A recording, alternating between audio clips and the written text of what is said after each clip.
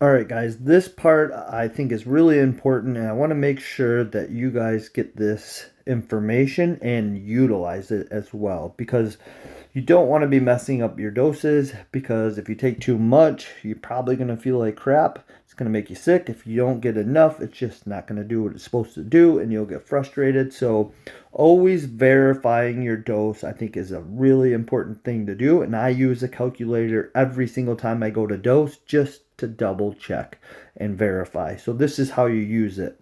This is pepdose.com. I like this one. And from what I teach, I always teach to utilize 1 milliliter syringes or 1 cc or 100 units, international units. So I pick that 1 milliliter. Now from here, you pick your peptide amount. So what it says on your vial.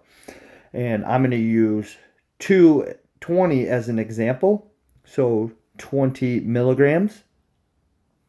And then if you have watched some of the other videos, whatever the number starts with, so the number 2 in 20 is going to tell me how many milliliters of bacterial static water that I put into it. If it was 10, the first number is 1, so I would put 1 in. But the same goes for 30. It starts with the 3, so I would put 3 milliliters of bacterial static water in. So with this being 20, I'm going to pick the 2 milliliters of bacterial static water and then choose the peptide dose. So for this example, I'm just going to use 1 milligram because that's a great starter dose for most people. It's nice and safe. And here just below, it will tell you a few things.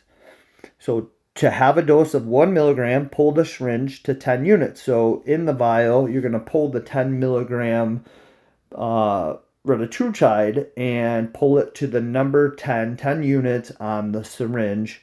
And this will tell you how many doses you will get out of that vial as well. So your vial contains 20 doses. So if you stayed at 1 milligram, you would get 20 doses. And this makes the math really, really simple. So you're using the same number for the amount of bacterial static water as the first number of the dosage.